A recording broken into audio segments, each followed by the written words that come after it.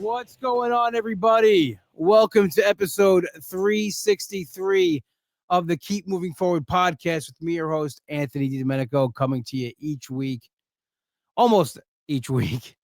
You can find the podcast at anchor.fm/KMF podcast on Spotify, on iTunes, wherever you get your podcasts. Go ahead, check them out there. All the past bonus episodes are on Patreon, patreon.com/KMF podcast.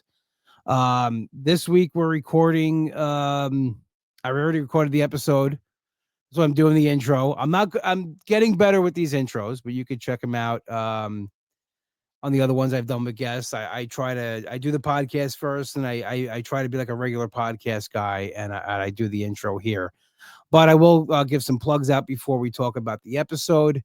Please go BuiltBar.com. They're bringing back some of the old flavors. Check them out. BuiltBar.com. Use code WWRO Podcast. Save 10% off your order. I would promote Satellite Coffee, but they haven't paid my commission, so we're not going to promote them. But if you do go to the website, use code WWRO10. It's a shameless plug right there. My good buddy John Ziegler, his comedy special is on YouTube. You could watch it for free. John Ziegler, Getting My Affairs in Order. Then go over to Instagram, give him a follow at John Ziegler Comedy. This week, I was so lucky to be joined by Jack Steward of Tiny Cabin Life, the YouTube channel. One of my favorite YouTube channels out there. As you guys have known, I've discovered the Outdoor Boys and Camping with Steve. And with doing that, in the algorithm came Jack's channel, Tiny Cabin Life. And it's an awesome channel. Go check it out. We had a really awesome conversation. And he's just an all-around good guy. And I know you're going to enjoy this episode. And after the episode, go give a subscribe to his channel, Tiny Cabin Life. So here you go. Check out episode 363. What I was just going to say is, like, I have the ability to just let the scenery do the talking, Yeah. Which a lot of times I'm more comfortable doing that. So having to do just all podcasting, where it's just me talking or interviewing people, which I can interview, but it was definitely more challenging for me. Yeah, so I started in radio. That's how I got into everything. 20 years ago, actually, I started doing radio. And I've always loved the medium of it. I think it's just a great form of entertainment. And when podcasting came around, it just made it easy. And now it's just so easy. You can really do it with get a microphone and a phone. Yeah. And you're as a YouTuber, it's the same kind of thing. People do have more elaborate setups, but you really take your phone out somewhere and just record something, and you're putting content out there. 100%. And I, as somebody who's been in the television industry, I love it so much more for so many reasons, because it gives anybody the ability to really get out there and have make a living doing what they love. If you're doing something people want to watch, they'll watch it. And it seems like everybody gets that opportunity now, at least. And you're also, there's a lot more control, you're not going to get canceled by a network or something, and it just feels really good in that sense. There's also equal challenges there, where it's oh, it feels like it's all on me, I'm not getting just a paycheck for showing up, but yeah, it's opened up so much freedom for me, and it's been awesome. Well, we're talking to Jack Steward from the Tiny Cabin Life. One of my favorite YouTube channels. And I'm not just saying that because you're on the podcast. I really found your channel organically. Last year, I came across on TikTok the Outdoor Boys, and it got in my algorithm. And I'm like, the first video I saw of his was crazy. He was in a snow shelter where he made a fire and pushed back the walls. And then he just threw a steak on the coals and some bread, and he's got honey butter. And I'm like, oh my God, this guy is amazing. And then it just it got in my algorithm. I found him on YouTube. Then I started watching the show each week. And then somehow Camping with Steve came into it. Yeah.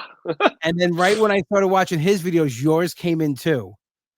That's amazing.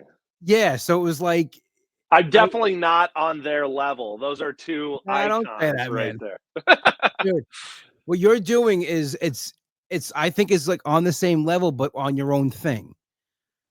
Like, and I think for me, like when I'm watching this stuff, I'm not an outdoors person. I would love to be. I would love to go camping. Like I'm actually trying to plan like my first adult camping trip. Sweet. And the cabin thing is more my speed. Like, okay, I'm in a cabin, kind of protected from like I hate bugs. The bugs are like my worst fear.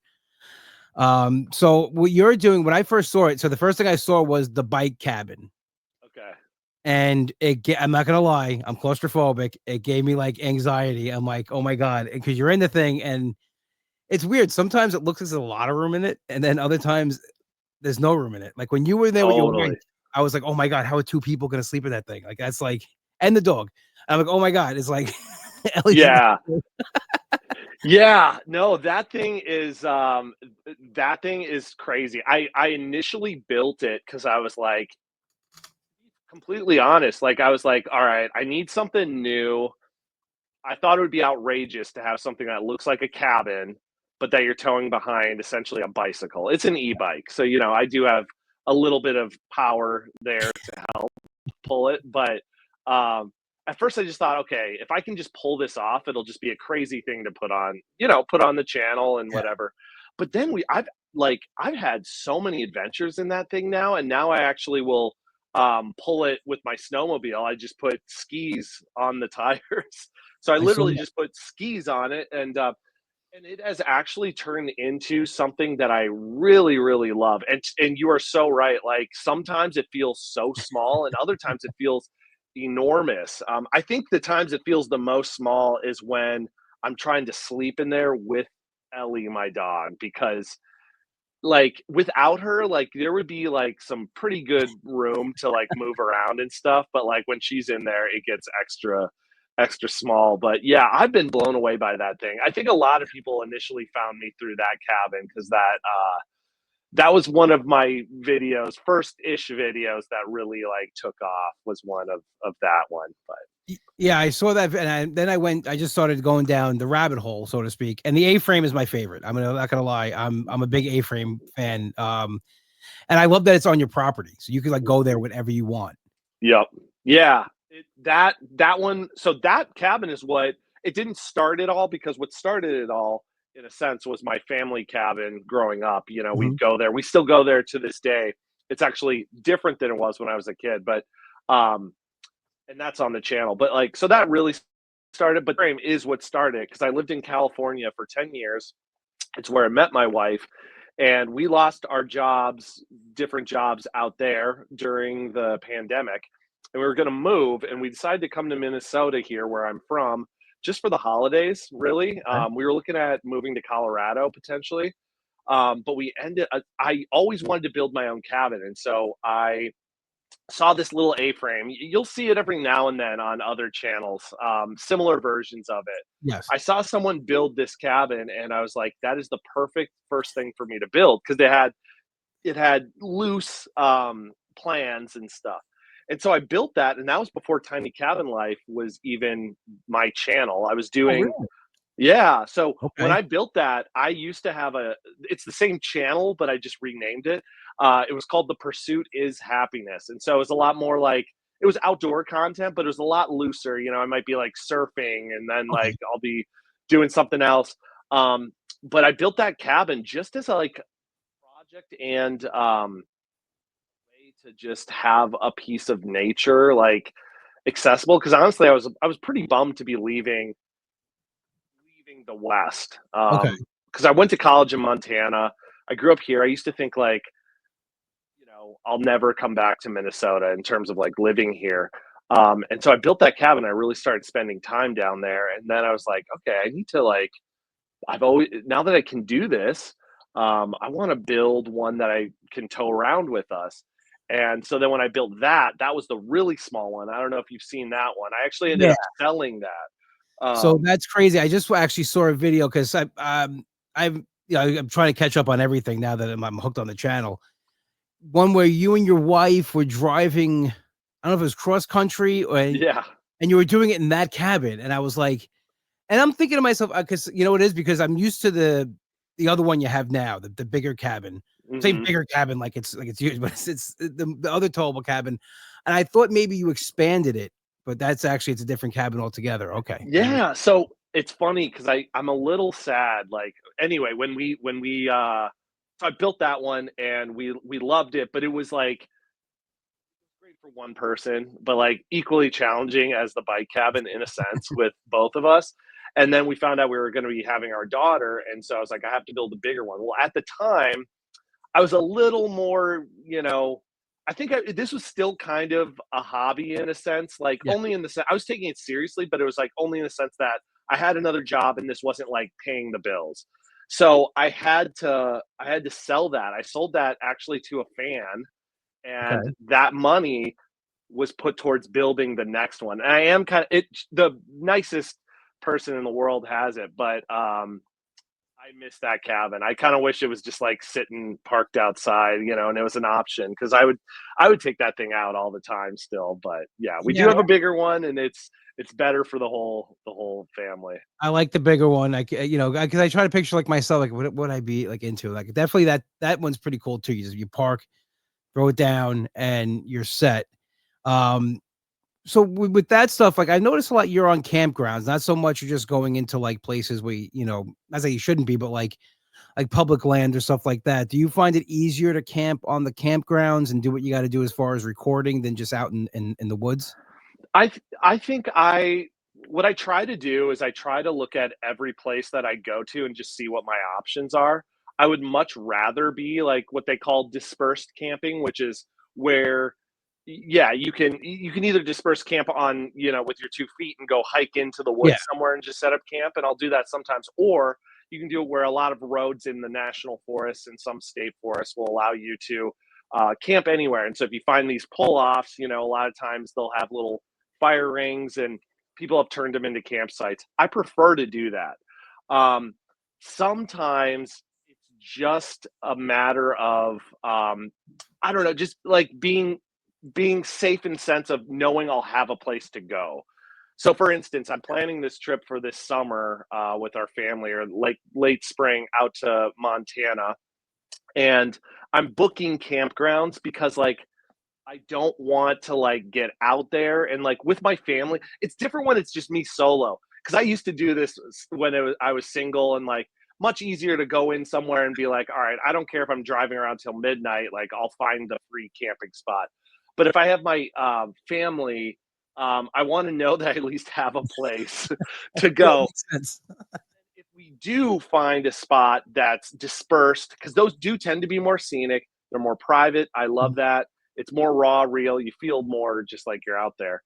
Um, I prefer that. We'll do that, but I like to have the place picked out. If not, and so a lot of times here in the wintertime in Minnesota, you have to do that because they don't plow the roads into the camp or into Okay. the dispersed camping areas aren't plowed. That's where the snowmobile comes in for different types of things. But with the bigger towable cabin, sometimes you're stuck in the campground. But this is a cool thing, I think, for a lot of people, and it depends where you're at with like what you like to do. But I think it's been fun to look at it as like the hub. It's like, okay, this is where we're sleeping and hanging out. But then we just get out and go Yeah. explore the places that we're in, and it's and that becomes the bigger part of the adventure. But Yeah, I'm like, I see me and my friends were talking about getting like a cabin either here out east. Like Long Island's a crazy place. It's like you have the city's an hour away, New York City's an hour away. You have the South Shore with the beaches, and then you have out east, you have Montauk, the Hamptons, and then up north you have the wineries. It really is, there's so much going on in just this one stretch of land. And we have a lot of campgrounds. Like we can camp out in Montauk by the beach. They have stuff on the Peconic River. Um, we were looking to get it because what we want to do is we just want to like cook food on the fire, just sit outside, have our cigar. We're cigar guys. So yeah, like I see like, you got your whiskey, your yeah, coffee and everything. Like that's what I want to do. I want to drink coffee in the morning out by the fire. I want to smoke cigars, cook some food. And that's really where, in the camp, like being out in nature, I like that, but I don't want to be like sleeping on the ground. totally. Yeah, I'm just like a little bit that way, but I've been looking at different camping equipment. Like I've seen stuff that has like these tents that you can throw and they're actually big enough Yeah, to get an air mattress in where I'm off the ground. So I'm looking at these kind of things and hopefully the good thing about Long Island also, we have no bears. There's no bears on Long Island. So Okay, I'm nice. really excited about that because just north of us, like we have upstate New York, which really gets into rural, probably close to where you camp, like what it looks like when you're camping. And that's where there's bears and wildlife and stuff like that I don't want to be near. Sure. Yeah, no, and that's the cool thing about it. It's like there's a form of camping or outdoor recreation for everyone. But I think the thing that everyone shares is that love of just sitting around the fire, Love just it. chatting with your friends, your family, um, whoever, and just like kicking back and just like feeling like you have the time to just like sit there. We're so busy nowadays. It's like when you're out there, it's like it's almost like you're scheduling time to not have to go anywhere. and like Yeah, it really does and feel that's that like the way. best part of it. Absolutely. And I see like, how I love like the way you like, when you're out there, you're taking time and you involve your family too, which is awesome. Like, you're out there with your wife, your daughter, and obviously she's, unless she's her way of rebelling is not to like the outdoors and to want to, be inside all day, but I don't think that's going to happen.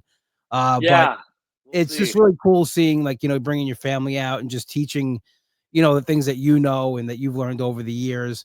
And, it to me, that's the best things. As a kid, you'd think of your best memories of your parents bringing you somewhere. And it's not these like we've been to Disney World. We've done like these vacations, cruises, but like my favorite vacations and favorite things we did were like the things that like were just us out like in the middle of nowhere, just doing these things. And to me, that those memories last a lifetime. And it's great that you have that and you could do that with your family. It definitely, do you see doing more of that as the channel goes on, like be more you and your family than you solo?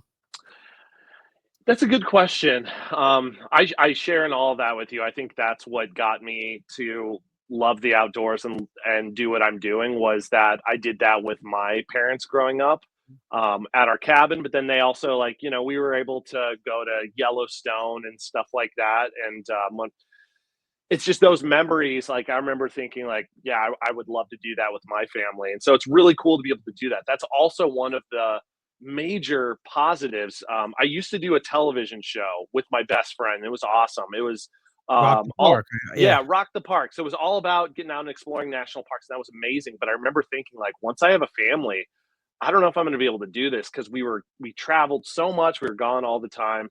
And so the fact that I can include my family is such a huge deal. Yeah. Now, people have really become attached to the family. So I definitely think there will at least be equal. I would love to have more. We'll just see. Sometimes it's like it just depends on like what I'm doing. So for instance, the video that came out last week, I was in this like fire tower Insane. in a snowstorm. Which, by the way, that video, it's so crazy. Have you seen that one? Yes, I did. Yeah. Now every That Tuesday I watch the new releases. I'm going back and catching up. I watched that Tuesday night. It was insane.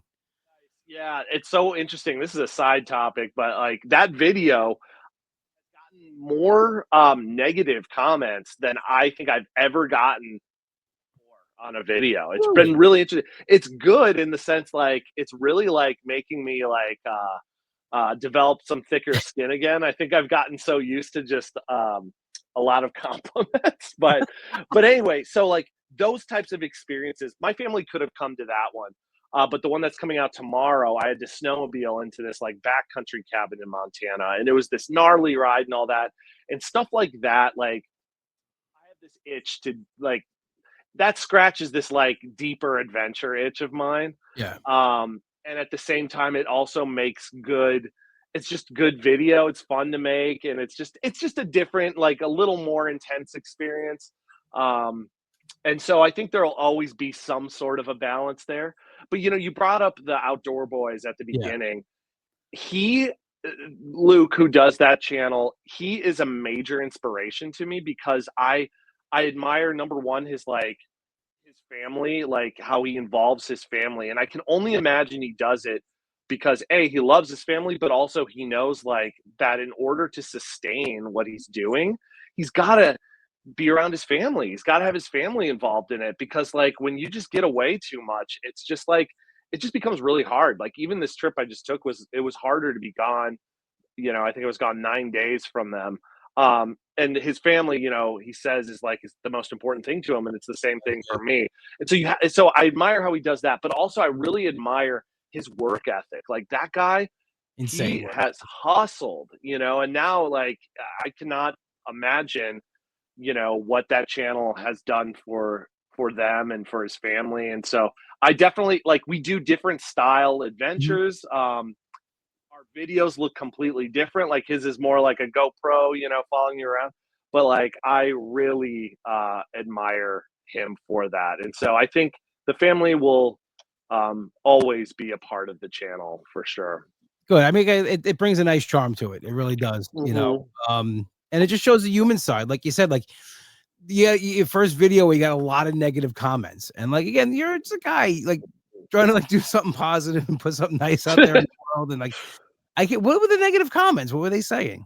So a lot of people thought I was lying about the fact that I didn't know that a storm was coming. So in the video, for people who are listening, there's I get up to this tower. It's like on the top of like a peak out there. It's a cabin, and it's all just brown, and it looks like spring. There's Yeah. melting snow everywhere. And then that night I check the weather forecast and I find out that there's this big storm coming.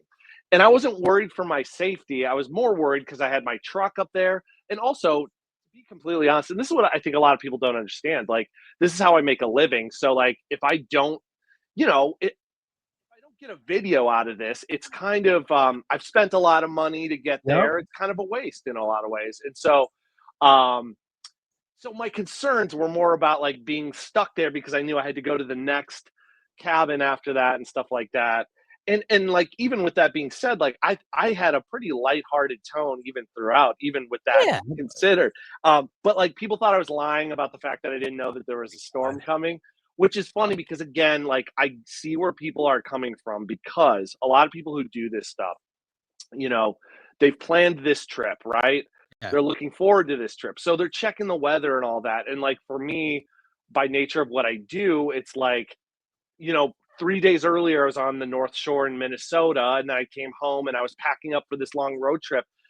It's more like, it's kind of like, I don't mean this in a bad way, but it's like another Tuesday. So I forgot. I just like literally forgot to check the weather. Well, weather But changes too. I mean, it's nature. It's not like it's not exact science. exactly. But then also it was that I had a snowmobile there. They're like, "So you didn't know there was a snowstorm and you have a snowmobile?" And the reality is like I'm going to these next two cabins on this Yeah. road trip that require me to snowmobile in. I So, kind of put that yeah. together on Instagram. You posted like different pictures from the cabins. And Yep. I'm like, okay, so it makes sense. You're going from place to place to place. But Correct. who cares if you have a snowmobile? What's the big deal? I know, but I agree. I agree with that. I think all in all, it was good for me because Yeah. I've had one other video where I got a good amount of teasing, let's say, and this was similar in that. And I think it's a good reminder for me because like I can become obsessive, Yeah, I get it. um, checking comments and stuff. I mean, yeah, you put yourself out there. It can certainly be a thing, and so I think all in all, it's been positive. That being said, the video, I think the like to dislike ratio is still like 97% No, or it was a something. So, fantastic video, and it's like a cool spot. I mean, just people go like, look at that. Look where it is. Look what's going on. It's a cool spot. Like, it's not an easy, it doesn't look like an easy spot to camp either, because like you were saying, you couldn't bring your car up to the place. You had to go down, so there is like some risk involved in it. And I don't, just take it for what it is. That's the thing too. Like because again, I've gotten a lot of negative feedback on stuff I've done, whether it be stand up, sure, sharing stuff about my weight loss, doing this podcast, and people just sure. the thing with me though. I am not pleasant New Yorker, and I will let the venom out. I have to remind myself not to do that. See, You seem much nicer than me, so yeah. but like I want to do that. I want to do that, so I try to find my like sly way of doing that. Sometimes I'll try the kill 'em with kindness thing, and like sometimes that like will get them because Yeah. like they'll say something like really like critical or mean or whatever, and then like you just respond with something that's like totally like, wait, what? Why? like, thanks for watching even, and it's like, okay. But then sometimes I want to release the venom as well. I can Yeah. appreciate, so I live in Minnesota. One of my biggest, and I'm from Minnesota, one of my biggest gripes, because I left for 15 years, is people around here are so polite, but like they're not telling you what's actually going on. And so like I can appreciate how mainly the East Coast is like this. You're much more direct. Yeah. Yeah, I like that. Living in LA was kind of a mixture. You little more direct in here, but like here it can just be so annoying. Yeah, I'm very direct, and that's just one of my things in my traits that I don't have like a filter. I just it's ever in my mind. I say it, get it out there, and it's good and bad. Sure. Being a stand-up comedian for the last 15 years, well, I've always been pretty quick as far as like someone says something to me, I can come back, but that honed it, getting heckled on stage and Oh just going yeah. after people. So I use that with like this now, and sometimes people don't realize they're being rude, and you have to let them know. Like I got a DM the other day. It was just like I didn't do the podcast last week. I came home from work. I was exhausted, and I laid down. I'm like, let me take a nap, and then like I'm like, I'm not doing this week. I put a note up like, hey, we're back next week, big show. My body I just needed the rest, and then Yeah. like a message, no podcast this week, no weight loss update, and I'm like, well, I wrote back, I'm like, you could say first, hey, how are you? How you doing? Yeah. Like, and then, Seriously. Yeah, and it's like I think too, it's just like this idea that people like deserve yeah, are entitled to this free content, yeah, and it's like I love it because the platforms that we're on, in a sense, like allow that while it can also be a business on the other end of it, while people can still get it for free. They watch ads or listen to ads, but it's that entitlement of like, you owe this to me, and it's like, you know, yeah, I needed a week off. Like, yeah. maybe something happened. Maybe there was like an emergency. You know what I mean? Like, no one knows. So it's like, um, yeah, that stuff. I'll get every now and then like if people call me lazy for some reason, and it's like, okay, you can call me lazy maybe for like what, like the thing in the like maybe for bringing a space heater instead of lighting a fire. Okay, Yeah. whatever, fine. But like, do you know how hard I worked to make this video? Like, I'm like flying a drone. The next thing I'm Yeah. like setting up a camera, walking by it, then running back to get it, and like it's like, I was just gonna ask you because I see the videos and I see like you're walking. I'm like, what? I'm like, don't tell me he's setting the camera and walking. Because I be like, I'm out. Like that. I'm already out. Like that's crazy. a lot, and especially the hardest one of those is the snowmobile, because I'll have to, so like for the video that's coming out tomorrow, I would have to set up the camera, walk ahead, set up the camera, then like walk back another like 200 yards or something, and Yeah. then drive by it. Okay. Then I'd get off. And every time I get off the snowmobile, Ellie thinks we're stopping. So she gets off, and it's a huge pain to get her back on, because like she tolerates it, but like she would prefer to not be riding in there. Yeah. So like anytime it stops, she's like, all right, sweet, we're done. Then I have to set the camera again, and then I blow past it another 200 yards. Then I walk back, and then you're walking through deep snow, and then like, yeah, so it's a lot, but very worth it when I get into the edit. Like, because once I start editing, and I'm like, I really, really want that shot, like it just would. I need that shot, whatever, and then to have it actually be there, because I took the time, and Yeah. it's always worth it. But yeah, it's a lot. No, I mean you get phenomenal shots. It's just like that's one thing about your channel, like you were saying, as opposed to like the Outdoor Boys and other ones like that. Your for your filming is phenomenal. You get amazing shots. You really see the area, and it's great. Like I love this thing like wherever you're camping, and then like all of a sudden you see the overhead and you see like where you are, and like just the surrounding area and everything, and you really like get the fact like, okay, you're out in nature, like this is Yeah. you're out there, and you really it brings it in a little more about what what everything is as far as like what goes into it. To say that you're lazy, I mean that's just that's Yeah. a dumb comment. I mean that's the furthest thing from it. But and the second thing, you're out enjoying yourself camping.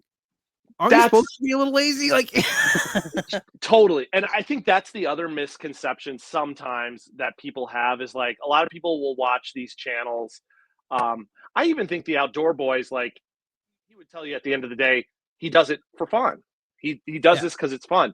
But like a lot of these channels will go out and do these like survival challenges or it's like bushcraft where they're like building these things, with their bare hands and whatever.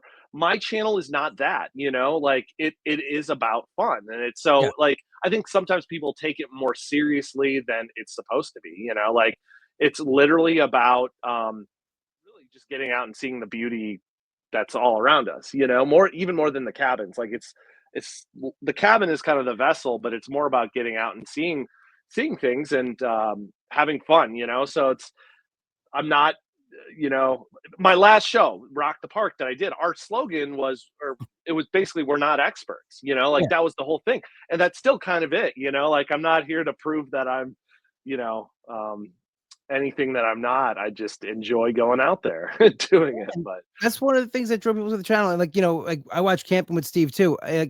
One of the videos, he made a tent out of a blanket. It was hilarious. Like he's like, I'll make a blanket tent. And like he said he was in a campground. He goes, people are looking over at me making a tent, and he knows the absurdity of it. And he's just having totally. fun, having a good time. And he like says, I like being out in nature, and he just likes a fire and make some food and stuff.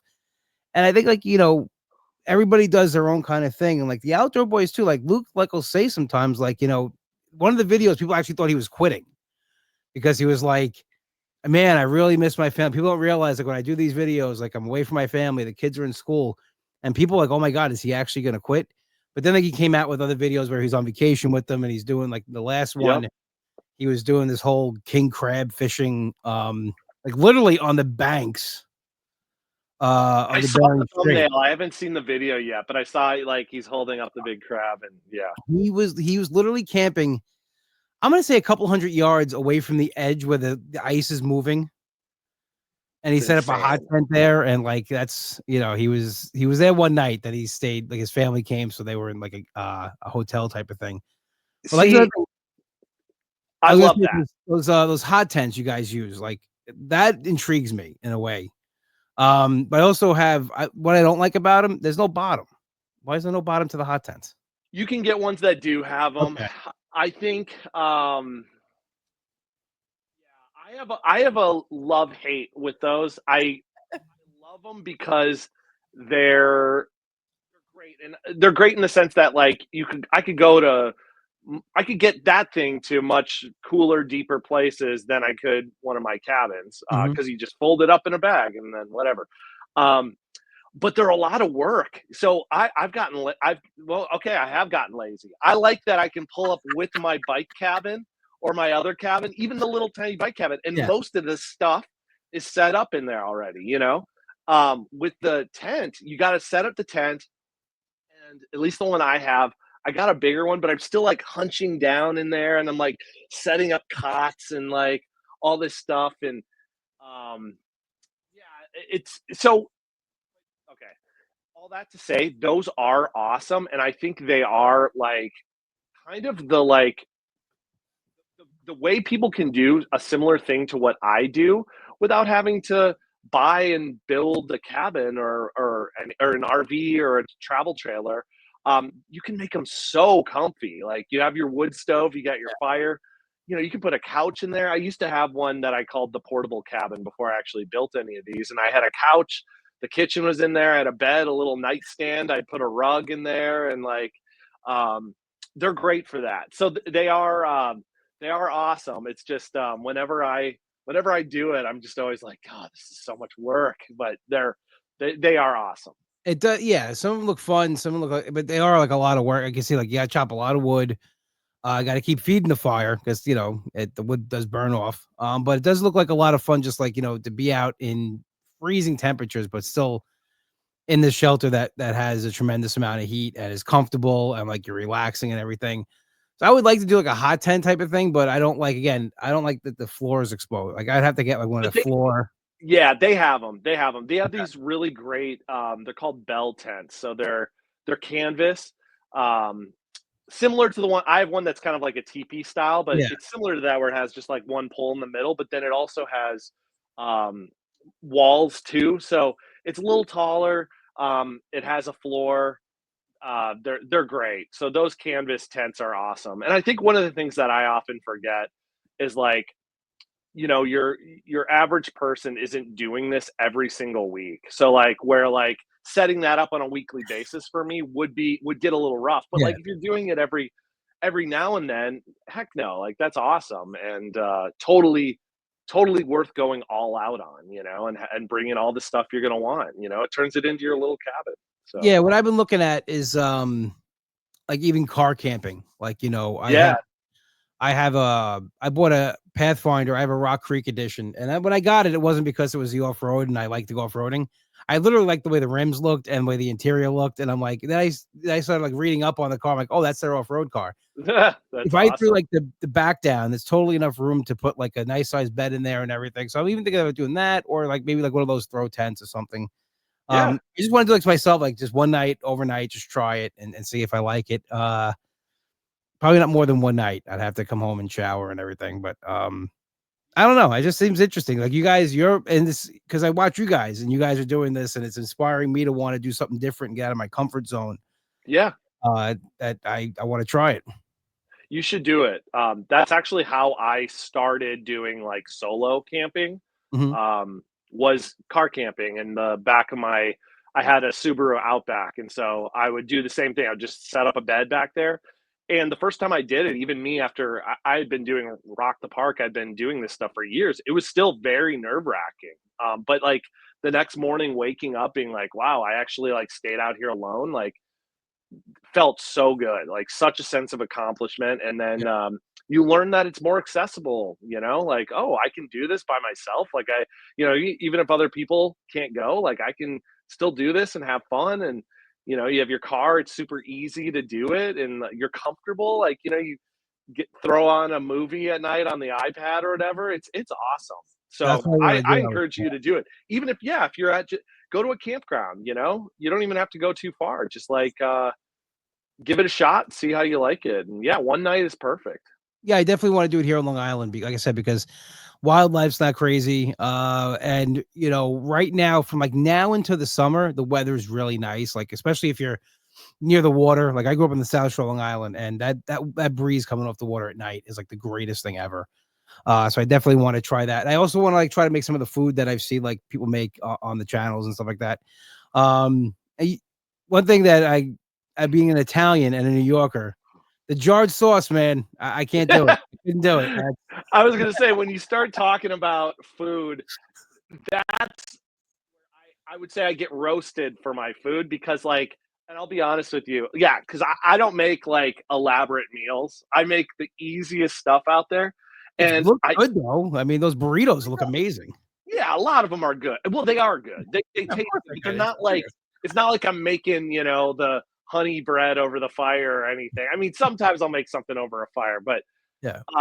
the reason I do that is because, to be honest, like it actually does. It takes a lot of work for me to do all these other aspects, the Yeah. filming, just the driving there, the setting up, whatever adventure I'm doing. That like for me, food is like my I don't have the interest to push that to the next level. And so a lot of times it's like I need to eat. Yeah. You gotta eat. People do like that content, people I love do. seeing I'll what be honest. yeah, exactly. My wife, like Riley, she's always trying to get me to do more stuff because she loves watching that, Yeah. watching people cook good food. But honestly, yeah, for me, it's just like, especially by that time of night or whatever, I'm so burnt out that it's like I'm just gonna heat up some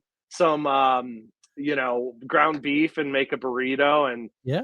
and then maybe film one more thing before nighttime and then I wake up and I'm rejuvenated the next No, day. I would love to make, and I don't know if how I could do it because you gotta get you got to use low heat, and you got to make sure that the fire doesn't get too hot. I would love to make like a Sunday gravy from scratch on the fire, like Oh, that'd be cook sweet. down the tomatoes, the whole thing. And not to toot my own horn, I make a very good sauce. I'm I'm very, sure you do. yeah. Yeah. I learned like watching my grandmother, my mom do it. So you grow up with that. That's one thing I want to make. But like other than that, like I'm simple. Burger, steaks. I want to try the honey butter thing just because I've seen it 8 million times, and I want to like just see if I can make the bread. But I have actually made bread like that. See, in Weight Watchers, we have the 3-ingredient bagel, a 2-ingredient bagel dough, which is literally what Luke does. Yeah. And we just make it into bagels, like bagel shape. So it's I've made that dough, but not on a campfire. That's awesome. I actually used to love doing stuff like that, like finding ways to make things that that appear unhealthy or whatever, or like something that like you really like that Yeah, might not be the healthiest, but finding the healthy way to make it. that's what I've done for years. Yeah, it's great. That could be a fun thing because I used to actually do that more. I used to make like vegetarian burritos that had like beans and stuff. Not that there's necessarily Yeah. anything wrong with like ground beef, but like a lot more veggies were involved in that, and I would still use seasoning and stuff. But yeah, that's fun, and yeah, you'll have to give. I mean, you've done it. I guess it sounds like you'll have to give the bread a shot. I want to try to do that too sometime because it always just looks so good. You Good. know, Bread. I mean, how bad could bread be? That's the thing. Like eating bread, true. like we had last night. My sister-in-law made Sunday dinner. She made macaroni, meatballs, the gravy, and everything. And my favorite thing is that after everything's done, I take a piece of Italian bread and just like you clean the plate with it. Like that's Oh yeah. Oh like yeah. bread's. I don't think any kind of bread is bad, but the way he does it too, like they throw it in on the coals and that kind of thing, like that I would love to learn that because it's another skill set. Like Sure. and like he the last video he did, he made a knife out and he made like a bushcraft shelter. I think it's on his acreage that he has in Alaska because he left it up. Usually with bushcraft, they take it down. Like Oh no, yeah. Well, that's been one of the funny things that I've seen with him is like, yeah. So I bet you that was on his acreage by their cabin or whatever. yeah, Uh, that's they're crazy that like, he's rebuilding that. oh, it looks awesome. But yeah, I've seen some things where like you won't like, or at least on video, you don't see him tear it down, and I don't care. Like it'll eventually like rot away. It's just wood Yeah, and stuff. But like I'm always thinking like, you know, technically speaking, you're supposed to leave no trace, and that even involves like natural things like that, but like also he's in the middle of nowhere and like yeah. rot away. But yeah. That I learned. I never knew about that because I'm not, I'm not a camping guy and stuff like that. But like, watching these videos and then other people's come up and I see it and that leaving that trace. To me, I'm like, I don't want to do bushcraft. That's more work. I got to build it and I got to knock it down. Like I just spent all this time building it and now I'm going to knock it down. I don't know. That to me, Totally. I would love to do that. It just what it comes down to me for me is time. And I think a lot of that's how I have to make a lot of these decisions nowadays is like, okay, is this going to take all day just to make the shelter? And for the way I do videos, like that'll just end up being like 2 minutes of the video. And so it's like I've just burned all this time, and now I'm super tired. And so at the end of the day, it's like it's not that I'll never do that. I have thought about doing some more like survival, well, maybe a little more in that survival category just for fun to mix it up. But like yeah.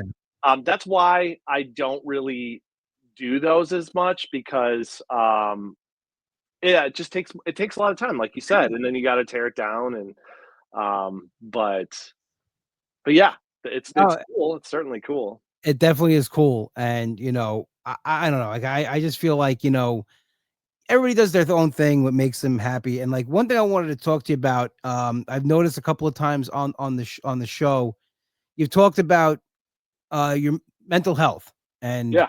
being out in the woods and dealing with anxiety and things like that. And that spoke to me because I deal with anxiety, and sometimes depression, to be honest. And these videos that I watch of you guys, it actually calms me down. Like I'm at the cigar lounge, you know, inside, away from nature, but I'm watching these videos, I'm having my cigar, and I'm just decompressing, and it makes me feel better. And I just love that you're so open and honest. You guys have been talking about it. And your wife has a couple of times too on there about how like being out there just calms everybody down. Yeah, no, I appreciate that, and I love hearing that because a lot of people say that. A lot of people say the videos just like give them that escape or like Yeah. moment to take a deep breath or relieves anxiety, stuff like that. And yeah, it's super important. I honestly wish we talked more about it. I try to find ways to do it, but yeah, like mental health is like a huge part of our shared story, Riley and me. Struggled with um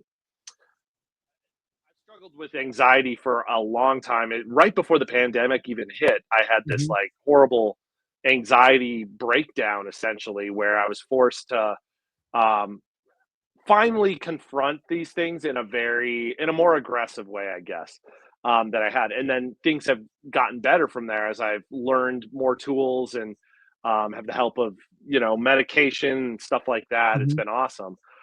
Riley has a similar story, but like she still like struggles like on a daily basis, like very much so. And so it's something that we certainly understand and like yeah, it's so interesting because for me, like being out in the woods when have been struggling really hard with anxiety, it doesn't necessarily like take it away, but it like gives you a space to just like kind of sit in it Yes. and sometimes that's all you need, right? Like without the pressures of other things. But I have heard from people that like you said, like just the act of watching the videos even helps like sort of just bring that down and I love that. And so like I would love to find ways to relate more to people in that way because it's something like honestly that we deal with like on a weekly basis, if Yeah. not, more.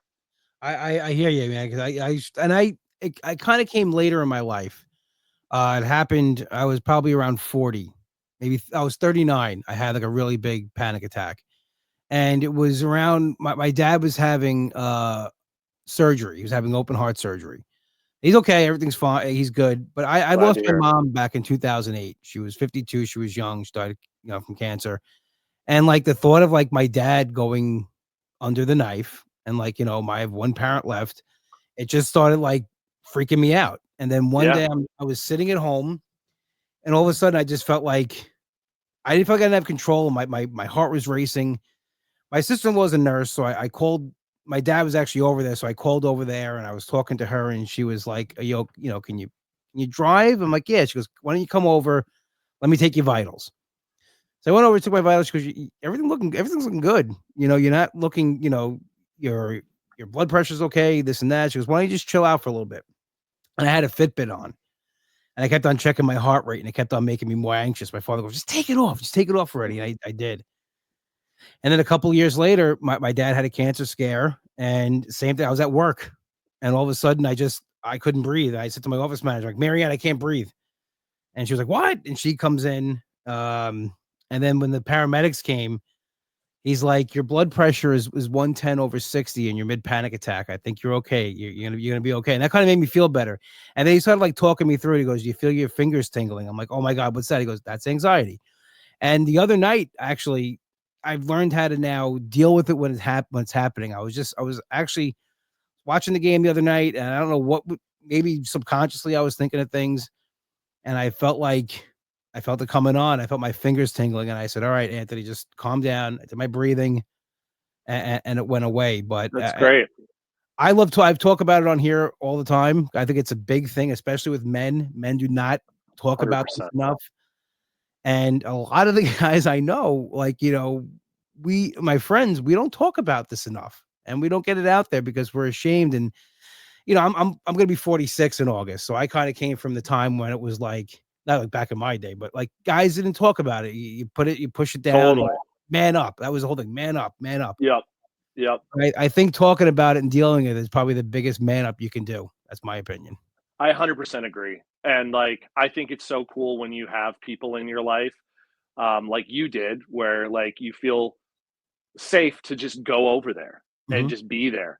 And I've had that in my life, and it's such a huge deal just to like feel like, okay, like I'm not feeling great right now. And like it's okay for me to just like come over there. Like you don't expect anything from me. We can talk about it, all that, Yep. but I can just like sort of just like freak out here. Awesome. And I absolutely agree. I think I think, yeah, like you said, like manning up is like being able to admit and share when you're feeling like you don't have control, and like being able to um it's something I do love that we do with our family is like, doing stuff like that, just like Yeah. spending time with family, like taking stock of what matters most in life and being able to like make decisions based on those priorities and take time away and all of that. And I think it's super important, and yeah, that's super cool that you make that so available to people through your podcast. Like to know that this is something we need to be discussing, and especially with men, because yeah, I absolutely agree with that. We went through something with the pandemic that we've never been through before, and I don't care, like, everybody was affected in some way. Yeah, And everybody left with it with the scar. And, I think that it's important to deal with that and to get to the bottom of it. Like listen, sometimes I should do what I say more than I do, but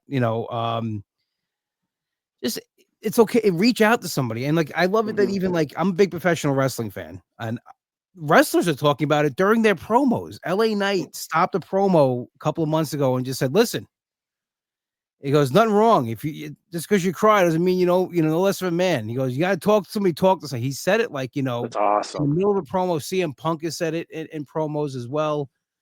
And I just think it's great that it's out there, and like, you're getting it from from people that you would think they're supposed to be tough guys, and Yeah, they right. don't deal with that. And it's just so important because when you bottle it up and you hold it in, that's when the damage starts. So I'm a big advocate for mental health and just guys even just talking about it, because there's nothing to be ashamed of. I've cried on this podcast many times talking about my feelings and things like that. And I don't even realize it's gonna happen, but you bring something up and all of a sudden it hits, and Yeah, I yeah, love it. right on here. It's Um, fun. Let me see. Hold on. I'm losing my natural light. Let's see if that helps. Oh, that's It's pretty good. good. There you go. um, yeah. So yeah, on the previous show I did, there was a moment. So my dad was diagnosed with stage 4 lung cancer in, man, what year was it? It must have been 2017. And it's been that's stage 4, and it's been a journey, a battle, but he's still fighting God and bless, going man. Yeah. going strong. But I had just been he had just been diagnosed, and I'd just been dumped by my like Oh, girlfriend of 2 years. like, and so I didn't bring her into it, but like I cried on the show, and it was like yeah. a really, it was a cool moment, with my buddy who's also a dude, like to like be in this beautiful place. We were in Glacier Park, and like I was saying, like I'm struggling right now, and to like, yeah, just put that out there. I think it's more people, if they have the opportunity to do that, or even just in your everyday life, like just let people know like you're there for them. It Yeah. makes a huge difference. I wish like I knew now, like what back then, like when my mom was sick and she was going through it. Um, I had gotten engaged around that time, and it was totally wrong. And I did it. A lot of it was because I just felt like I needed to grab onto something. And I did love this Sure. person, but I rushed things because I felt like things were so out of control in my life, and I just didn't do hmm the right thing in a lot of ways. And I just wish I knew what I knew now, how to deal with things, how to just even to talk to people. And just like I remember like one time my friend called me, and I felt bad that I did this, but he's my best friend. We've been through everything. I just unloaded, like I just broke down on the phone, and I was like, and he was like, "Oh my god, dude, I had no idea this is going on." Like, yeah, it's every day in my head. It's like, dealing with this. And it's like, I felt like if I had more of an outlet, like I felt like I didn't want to bother. my family because they were going through so much already. I didn't want to like, bother anybody and that's this and that. And my brother's not one to talk about things anyway. So we never like have those conversations with like, feelings and things like that. I opened up to my dad and things like my mom was always the person that we always went to. And Sure. she couldn't go to her anymore. So I kind of like after she passed away, I just pushed everything down. Mm-hmm. And everybody was waiting for me to have that breakdown because I was like, no, I think I'm good. I think, I dealt with it for the year that she was sick and I went through the emotion. I kind of fooled myself. And then all of a sudden it just hit like depression, all that stuff just hit. And, because I didn't deal with it the right way. And that's why Mm-hmm. I'm so, I say it all the time, I'm advocate for just go talk to somebody. If it doesn't have to be professional. I mean, that's sometimes the best way, but like if you have just talk to a friend, talk to a buddy, Yep. talk to anybody. I've even told people DM me, It's if you have awesome. nobody else, like it's just because we're all going through the same thing and like you can relate to it. And no, you're not alone. That's the thing I want to put out there. No one's alone, Right. especially with social Absolutely. media. Yeah. And like, Totally. find Yeah, I'm something with to you. escape into. The same thing happened with me. I wasn't dealing with it the right way, and then my brain literally just like broke. Yeah. And what's funny is the pandemic for me did the opposite. I was so lucky. Like, so I had just had this like mental breakdown basically. And I like being open about this. I know it's not the route for everyone, but I got on an antidepressant. And so I had Okay. these weeks to like let it like kick in. And literally the world shut down like while I was doing that and dealing with this. And so I was living in Redondo Beach at the time in this like condo with my like one of my best friends, and I just had like all the time in the world to just like let it kick in, but also like deal with these things, talk to my Yeah. therapist and stuff without having any pressure. Like I don't have to go anywhere, I don't have to do anything. So that it was such a different experience for me. For me, that it was like such a blessing in that way. In that way, I know there were there were many things with that, but I had a like yeah, pretty good pandemic as far as like like being shut down. Like the comedy thing hit me the first, like today's actually my sure. comedy anniversary. It's 15 years today. Oh wow, Yeah. congrats. Thank you. So like in 2020 was 10 years. Okay, And when that hit, I went into a big funk after that, but I kind of came out of it and I kind of thrived in a way. Like I took the time to like get closer with my family, spend more time with them. Discovered how much I love grilling and barbecuing and did that almost every night. Like, that's why totally. I kind of like tried to find the most positive things to do. Like things like suck because like I'm a big sports fan. I couldn't watch the Yankees and the Islanders were I couldn't watch any of my teams. Like that kind of bothered me too. Like, and then Right. so when that stuff started coming back, it was good. But like the biggest thing that came out of that, like I got into a long distance relationship during COVID.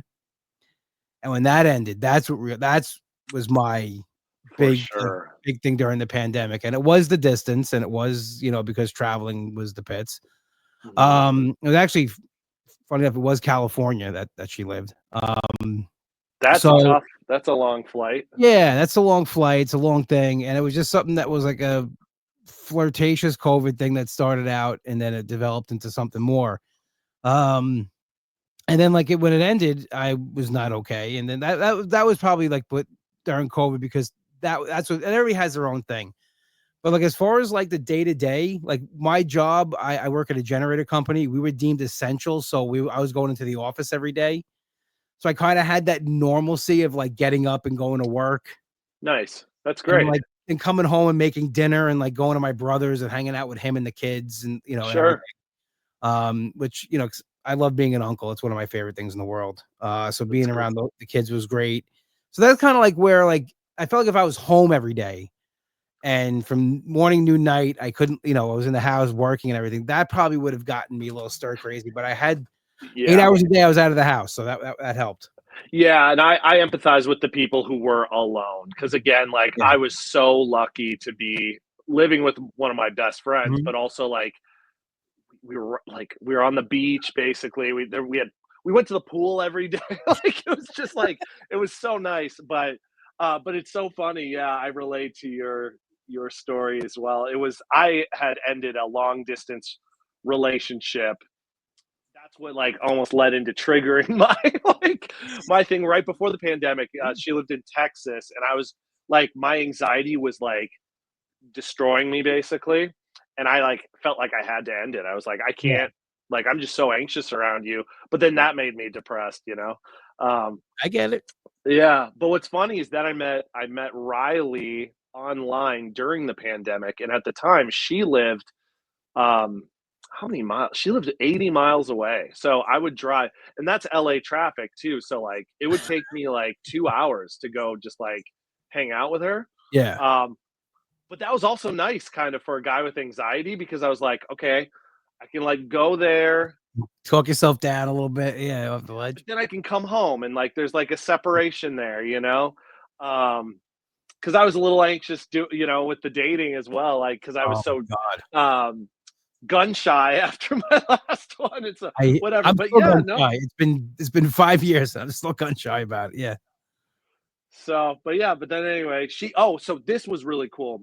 So we had time to like chat, on the phone and stuff a lot. So we got to know each other that way. But I remember I was so incredibly anxious on one of our first dates, and she could tell, like it was just obvious. And we sat there and she was like, we were out at dinner and she was like, "Are you doing okay?" And I was like, I'm just like so incredibly anxious. I remember her just being like, "Hey, it's totally okay, like I'm just loving just like sitting here, and like she was like, I know what that feels like, and she just like opened up about one of her things, and that was Yeah. a huge deal to me, and so that's kind of the power of just like letting people know they're not alone, and you know all that. So Yeah, dating during the pandemic, that's tough. I mean, I tried it because everybody like was trying something. I mean, I heard from every ex during the pandemic. yeah. At one point, I think I heard from all of them.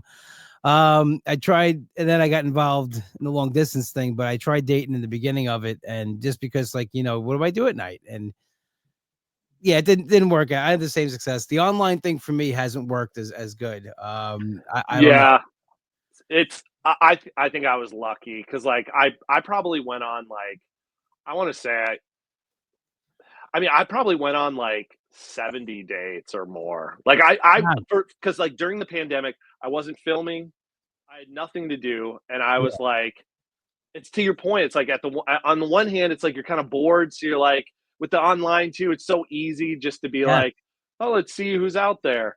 But then also, I was like, I really have always wanted a family and all that, so I was like determined, like I'm gonna like give this a go.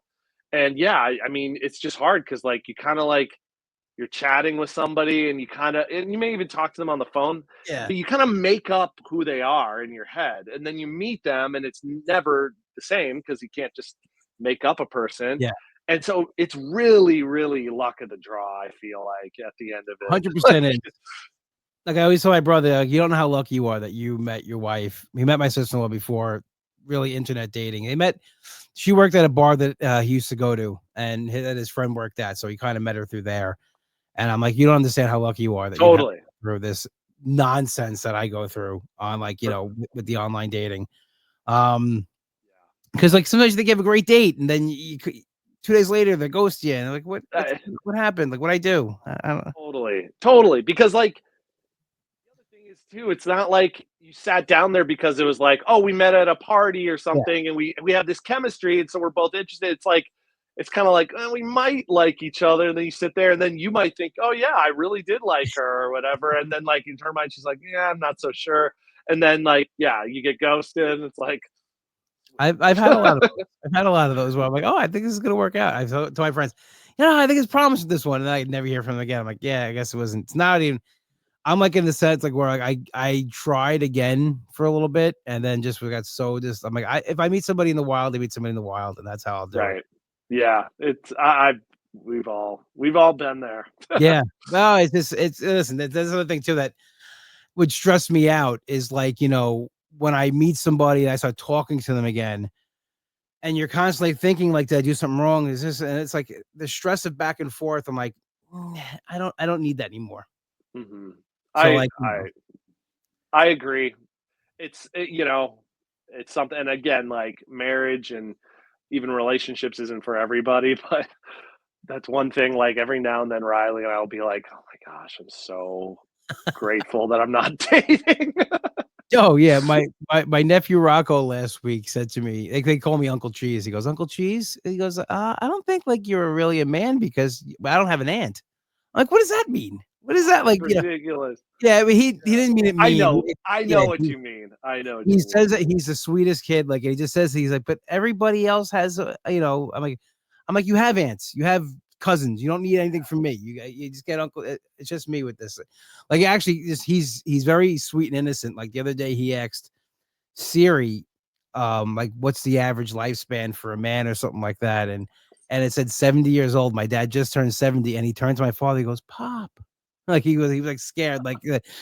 So when he asks these things, I don't Yeah. take offense to it. Like I told people, like, "Oh my god," I'm like, Right. "No, he's not being rude. He's just literally just that's what's on his mind. He's a child. They say what they, what." Awesome about kids too, yeah, like, Yeah, just hearing what comes out of their mouths is just so entertaining.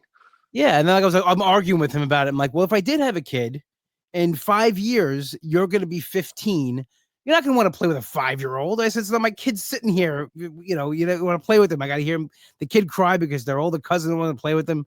And he just starts laughing. I'm like, well, I said, listen, buddy. I said, the ship has sailed. And Uncle Cheese having kids, so you'll you have plenty of cousins. You have plenty of aunts and uncles. Like marriage, I don't throw up the table. I would get married. I just at this point, I would not want kids at my age. I don't want to be like an old dad.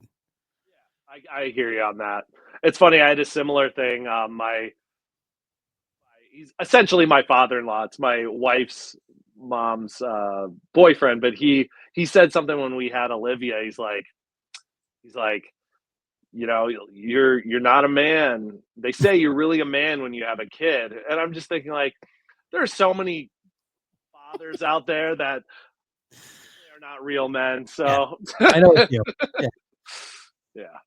No, I mean, I think listen, whatever measures that people go by, I think sometimes, a man is anybody who can, I think, could just take responsibility for, his actions and what he's got going on. And,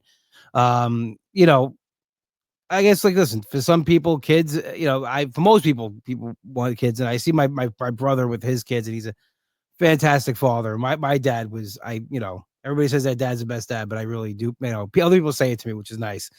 My dad's awesome. And so I was around, strong male influences that, I saw how great fatherhood was. But for me, I think the longer you're alone, as far as like, single and no kids, I like sleeping at 12:30 on a Saturday. I'm not gonna lie. It's nice.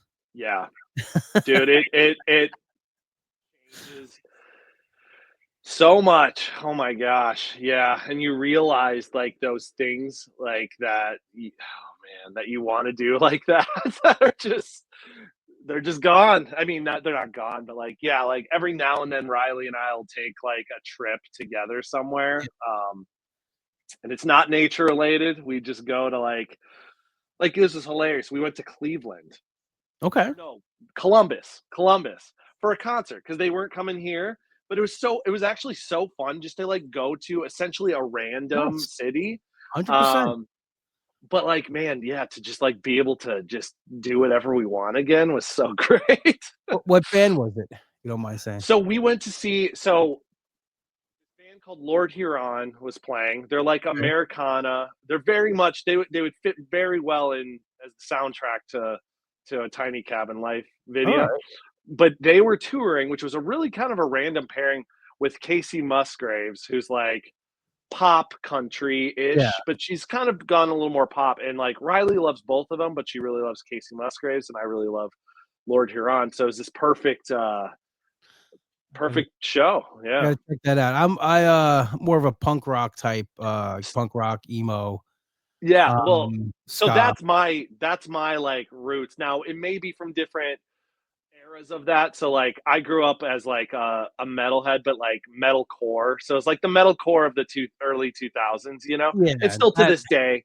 So maybe different, but like no, like metal like music is my that's always been my main thing. But as I've gotten older, like I'll listen to everything, and now this kind of depressed me. Last, I guess it was probably January. You know when they give you like your Spotify or like your Yeah. Apple Music, it was all just like light guitar music because it was like music that I put on to like take naps or something. like, Let me tell you something. As much as like I was younger, punk rock, mosh pit, going crazy.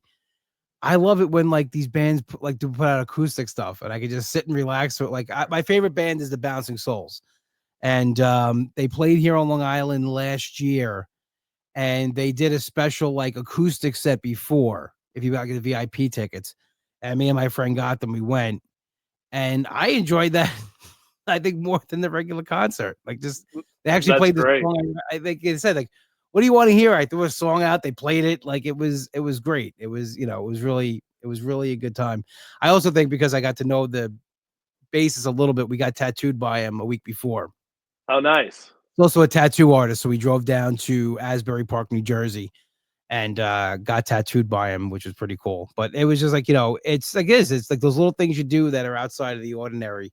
Doesn't have to be like a tropical thing or a big fancy Totally. vacation. Just as long as it's away from home and you're having a good time. Agreed. I love stuff like that too. We got to know this band. They're like an emo. They definitely come from the emo scene, but again, it's like the early 2000s. So they're called May, so it stands for Multi-Sensory Aesthetic Experience. But anyway, I used to listen to these guys in high school and stuff, Okay. and then in college, and then I got to know them randomly, and we've become friends. Well, anyway, they just came through Minneapolis, and we went to their show on Saturday night, and it was so fun once again because I every now and then I would get to do this when they'd come through town or I'd go wherever, get to like watch them play and Mhm. then go like sit in the green room and hang out and like stuff like that is so fun. So That's yeah, music has always been my like other major passion and love. But I love music. I wish I could play it. I always wanted to play it. I can't do anything. I can't sing, can't play an instrument, but love it. My best friend Nick, he's a musician. He's in a metal band. And he puts out some good music.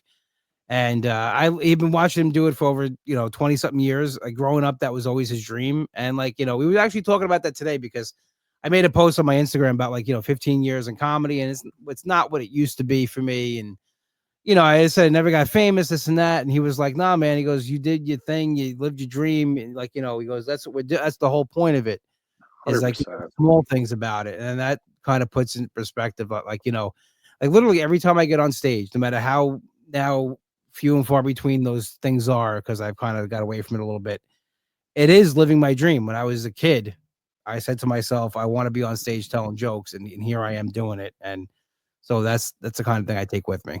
That's amazing, and that's the way I try to look at things too. It's so easy to be like, "Oh, I wish I was, you know, yeah, more I had more followers or this or that." But like at the end of the day, I really try to remind myself of that too. It's like the fact that I get to do what I love, Yeah. you know, like that's what it's all about. And that's a rare thing. I think more people could do that if they really like chase it. And I know it's not easy. It takes sacrifice, but like, man, that's a rare thing, and it's it's awesome. I think you're definitely going to get there with the followers. You're putting a really good product out there. It's genuine. People relate to it. And I've seen some of your videos have over millions of people have watched it. That's got to be an insane feeling that millions of people have watched you do your thing. Yeah, it is. Yeah, I really appreciate that. It is wild. I feel like I've been blessed to have been given almost like a second chance with Rock the Park. Not that we didn't do anything to make our last show end. It just kind of ran its course, I and then the get it. pandemic happened, and it was like, but that show, I created that with my best friend, so it was like a similar thing. It was like we were doing this, and we put ourselves out there, we pitched this thing around, and it happened. And it was this dream, it was like my dream. And with this tiny cabin life, it is like I just feel so blessed to like have another shot at that. Because like for honestly, like coming out of the pandemic, I was like, I'm probably gonna be working at I was always in TV and Yeah. video and stuff. I'm gonna be doing something, but like, And that's fine. We were loving our life while I was still just having a job, but the fact that this has taken off and it's, again, something that I get to do every week and it's growing Yes. and all that, it's really been awesome. So I appreciate that. Well, that's one of the reasons why I have you on. I wanted to, like, get the word out best I could to my little following in my group. I talk Yeah, about you no, I doing work love it. out with my friends, like, just right even before I even emailed you to be on the show. I tell my friends, like, I watched this video. It's crazy. Like, the woods in this little cabin. It's like, it looks like, it looks so relaxing. And I wish I could do something like that. And I always try to get the word out like that. And I just feel like that's the way to do it. Grassroots, put it Mhm. out there, and it just follows. Like, like I follow you, I found you through an algorithm, and that's really Yeah, it's the best crazy. way to do That's it. that's still just crazy to me too. Yeah. Just popped up Yeah. one day, literally, like it was the clip. It was the tiny bike cabin. I was, what the hell is this? I clicked on it. What is that? I gotta see that. And it was like tiny cabin life. And I'm like, that's a really tiny cabin. And I'm like, Yeah. what's that? And I was like, oh, this is cool. And you have your dog with you. Ellie's the best. I mean, that she seems like the best dog ever, really. Yeah, she's sitting right down there. So well behaved. Like I would be like, I'd be nervous bringing a dog out, but it just seems like she knows the drill. She's out there. She's doing a Yeah. thing. I hit the jackpot with Ellie. And have you seen the video where I explain how I got her? No, I So just, long story short, you can okay. watch the video if you feel like it, but I was working for this guy. He had three Goldens. One of them, we went on this hike because I was building like a glamping thing for him. Mhm. So one of those like hot tents. I was basically helping him build this like Airbnb thing. Um, we went on a hike and his dog was just like obsessed with me. And then like I would work in his home every day and we're building these things and it was Ellie and she would hang out with me. And then I was going on a camping trip just for fun by myself and he was like, "Hey, do you want to take one of the dogs?" And I was like, "Sure, I'll take Ellie." And when I brought her back, I then learned, a little more why this also happened later. But I brought her back. She would not get out of my car. She Oh, refused that's awesome. when I brought her back. And so eventually he was like, "Do you want to just keep her?" I was like, "Yeah." And I was like, "Who gives away their dog like that?" I get it when you're like, "Okay, I can't provide for this Yeah. dog. Like we got to give it to a better home." That sort of thing. But anyway, so that was, and then we had then it turned into this the business side of things weren't great and I don't want to say anything bad about the guy but it started to make more sense over Okay. but I hit the jackpot. Ellie Yeah. is she will like I mean again the fact that she will ride on my Yeah. snowmobile like we were flying through the mountains, like she'll hike in anywhere with me. She sleeps on she'll sleep next to me when it's like snowing outside and we're just under a tarp. Like she is like 100% like down for the adventure. And it's so funny because she was born and raised 5 years in a very wealthy, like Beverly Hills home. So like she didn't learn that, like it was just in It's her. just in her. That's the thing. Like, I believe things happen for a reason. And, people, and I even believe animals come in our lives. We had a pug, Roxy, that was family. And I felt like this dog was meant to be in our family for however long she was there. And those kind of things, just it's all meant to be. Absolutely agree.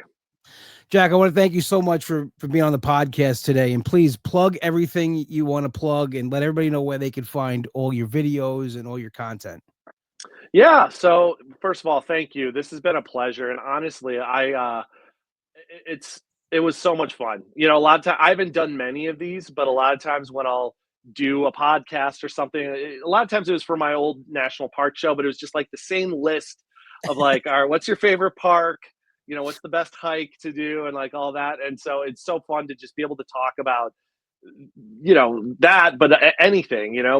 mental health, dating, even, all this Yeah, stuff. we're all It over was the a place. blast. So, Yeah, we're yeah. all So I appreciate that. But Yeah, if anyone want to check out the videos, my YouTube channel is Tiny Cabin Life, and you'll enjoy it if you just like I don't know, like getting out into nature, watching, seeing, kind of crazy random cabin builds, everything from a bicycle cabin to, larger cabins. It's really just a travel show where you get to come out and see cool places around the country and just take a deep breath around the campfire.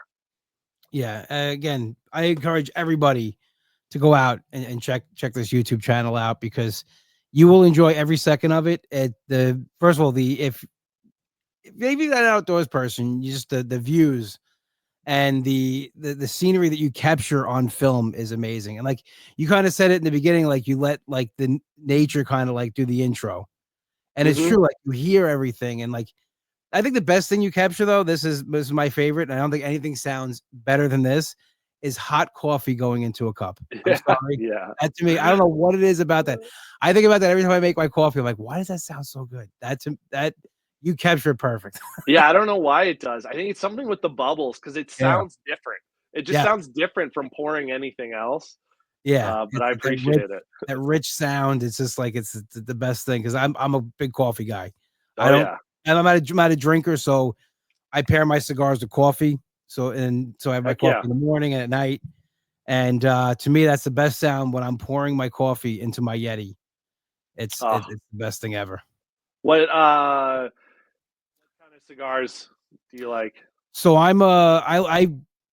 I'll smoke anything except acids, but I usually tend to go for Nicaraguan Maduro Gordo size. That's usually I my my dad's a huge cigar guy, or he okay. certainly used to be more of one, but he still like chew on one. Um, and I'm heading up to film tomorrow, and I have a box that he gave me, so I don't remember what they are, but I may have to One light of one one, up. We'll one of see. my favorites is Dunbarton Tobacco and Trust. It's a guy named Steve Saka. He was he was a big muckety muck at Drew Estate, which is a very well known, and he started his own. I like the things too. People start their own thing, Yeah. and he literally makes to me like cigar for cigar the best ones out there because he's so himself is so like type A personality. If he lights a cigar and like if he doesn't get that right, he'll throw it out and light another one. Like he's just that's Yeah. the guy he is, and he puts a lot of hard work and effort into his craft, and it comes through. And Drew Estate's one of my favorite brands. And so is Dunbarton Foundation, like those things. And yeah, cigar. I got the cigars to my dad, and that's my downtime. I don't. Love it. Yeah, I'm not a Yeah, I'll have to I'll big have to look drinker. those up. Yeah, Dunbarton Tobacco and Trust. And these it's crazy because he's got one called the Umbagog, which is his bundle cigar, and which that means like he takes like whatever he makes like a higher end cigar, and whatever rapper doesn't like cut the mustard for him, he makes these Umbagogs, but they are fantastic. Like Oh, people don't cool. believe it's like a $7 cigar. It's like that's how good it is. Like it's like the best one you'll get out there for that. Oh, that's cool. That's Yeah. really neat. You mean so like he'll take something that like wasn't working on the like he repurposes the Yeah, so how he does it, he buys the tobacco or he grows the tobacco and like he makes a cigar called the Mi Quierta. And if you look at this thing, it's beautiful. Like it's like dark, rich. And if there's any kind of blemish on it or there's too much of a vein in it or something like that, he uses that then for the umbagogs. Okay, I see. Yeah, that's awesome. Yeah, so you're getting like the same quality of wrapper, and the tobacco is still good because it's his tobacco.